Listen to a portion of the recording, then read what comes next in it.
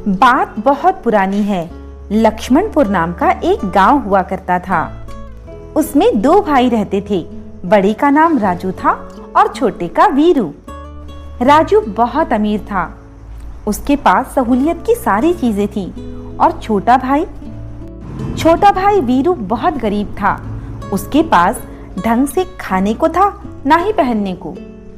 बड़े भाई राजू की एक पत्नी और एक बेटी थी और छोटे भाई वीरू की पत्नी और एक बेटा। एक बार गांव में एक बहुत बड़ा मेला लगता है, जिसमें बहुत सारे खिलौने और बहुत बड़े बड़े झूले थे। राजू अपनी बेटी को लेकर उस मेले में जाता है।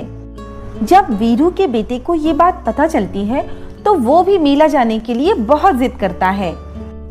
पर वीरू के पास इतने पैसे ही नहीं थे कि वो अपने बेटे को मेले में जाकर घुमा लाता। लेकिन फिर वीरू से अपने बेटे की उदासी देखी नहीं गई। उसने सोचा क्यों ना अपने बड़े भाई राजू से जाकर कुछ पैसे उधार ले लिए जाएं। राजू अपने बड़े भाई वीरू के घर पहुंचा और जाकर वीरू से कहा, बड़े भैया, मेरा बेटा मेला जाने की बहुत जिद कर रहा है। वो मान ही नहीं रहा। कृपया करके मुझे कुछ पैसे उधार दे दें ताकि मैं उससे मेला घुमा सकूं। जैसे ही मेरे पास पैसे आएंगे मैं आपके पैसे लौटा दूंगा। तेरा दिमाग खराब है जो मैं तुझे पैसे दूंगा?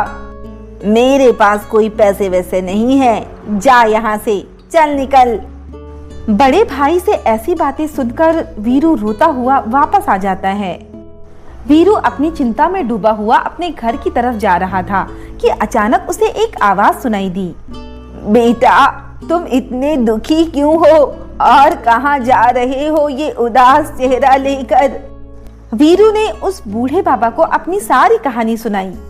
बेटा, अगर तुम इस बूढ़े की मदद करो और मेरी ये लकड़ियों का ढेर मेरे घर तक पहुंचा दो तो मैं तुम्हारी मदद जरूर करूंगा। वीरू ने उन लकड़ियों के ढेर को उठाकर बूढ़े के घर पहुंचा दिया। फिर बूढ़े ने कहा, बेटा, मेरी बात ध्यान से सुनो। माधवपुर नाम का एक गांव है। उसमें बहुत घना जंगल है। उस जंगल में तुम्हें एक गुफा दिखाई देगी। जब तुम गुफा के किनारे पहुंचोगे तो तुम्हें वहां 3 परियां मिलेंगी। वो तीनों परियां बहनें हैं। वो परियां तुमसे पूछेंगी कि तुम उनके लिए क्या लाए हो।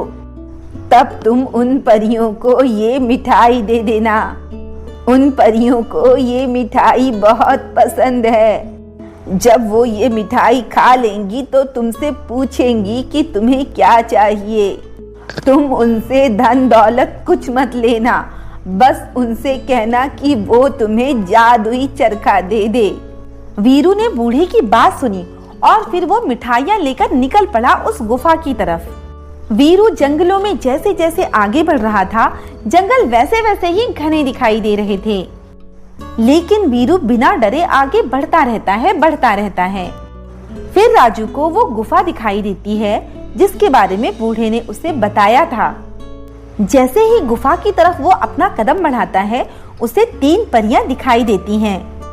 उनमें से एक परी कहती है, बताओ बताओ, तुम हम तीनों के लिए क्या लाए हो, जल्दी बताओ। उस परी की बात सुनते ही वीरू अपने पास से मिठाई निकालकर उन्हें दे देता है। मिठाई देखते ही तीनों बहनें बहुत खुश हो जाती हैं और झटपट करके वो सारी मिठाई चट कर जाती हैं। अब दूसरी परी कहती है, तुमने तो हमारी सबसे पसंदीदा मिठाई लाकर दी है हमें। बताओ, इसके बदले में तुम्हें क्या चाहिए? सोना, चांदी, हीरे, जवाहरात, पैसे, जो कुछ तुम मांगोगे वो हम तुम्हें सब कुछ देंगे। नहीं परी जी, मुझे तो बस वो जादुई चरखा चाहिए। अच्छा ठीक है, ये लो जादुई चरखा। इस चरखे को चलाना और उसके बाद इससे तुम जो भी मांगोगे वो तुम्हें मिल जाएगा। पर याद रहे, इसे बंद करना मत भूलना। और हाँ, इसे बंद करने के लिए तुम्हें ऐसा कहना होगा कि चप्पा चप्पा चरखा बंद हो जा। वीरू जादुई चरखा पाकर बहुत खुश होता है और खुशी खुशी वो चरखे के साथ अपने घर की तरफ निकल पड़ता है। वीरू उस चरखे को लेकर अपने घर पहुंचता है और जाते ही अपनी पत्नी को आवाज देता है, अरे तारा, जल्दी आ, देख मैं तेरे लिए क्या लाया हूँ। क्या है जी, क्यों हल्ला कर रहे हो? ऐसा क्या ले आए तुम मेरे लिए? ये चरखा? चरखा क्यों लाए हो तुम? ये हमारे किस काम का भला? अरे तारा, ये मामूली चरखा नहीं है, ये जादुई चरखा है। अच्छा, क्या जादू है इसका? इससे हम जो कुछ भी मांगेंगे वो हमें मिल जाएगा। अच्छा ठीक है, हमारे यहाँ राशन नहीं है, आप इस चरखे से चावल की बोरी मांगिए, देखते हैं देता है या नहीं। ठीक है, तू अभी देख। जादुई चरखे हमें चावल की बोरियां दो। वीरू के ऐसा कहते ही चरखे ने उसे चावल की बोरियां देना शुरू किया और एक के बाद एक चावल की बोरियों के ढेर लगने लगे। अजी, अब इस चरखे को बंद कीजिए, वरना हमारा पूरा घर चावलों से भर जाएगा। हाँ हाँ तारा, बंद करता हूँ। चप्पा चप्पा चरखा, अब तुम रुक जाओ। ऐसा कहते ही चरखे ने चावल देना बंद कर दिए। वीरू और उसका परिवार अब धीरे धीरे अमीर हो गए थे। उन्हें उनकी जरूरत की सारी चीजें चरखे से मिल जाया करती थी। राजू को जैसे ही ये चरखे वाली बात पता चली, वो जल गया। राजू अपने भाई का चरखा चुराने की योजना बनाने लगता है। गांव में फिर एक बार मेला लगता है और इस बार वीरू अपने परिवार के साथ मेले में जाता है। दूसरी तरफ राजू उसका चरखा चुरा लेता है और चुराकर अपने घर ले आता है। राजू और उसकी पत्नी बहुत लालची थे। राजू ने अपनी पत्नी को चरखे के जादुई होने के बारे में बताया। अजी चलो, इससे सोना चांदी मांगते हैं, हम बहुत अमीर हो जाएंगे। हाँ भाग्यवान, तू सही कहती है, हम तो इससे सोना चांदी ही मांगेंगे।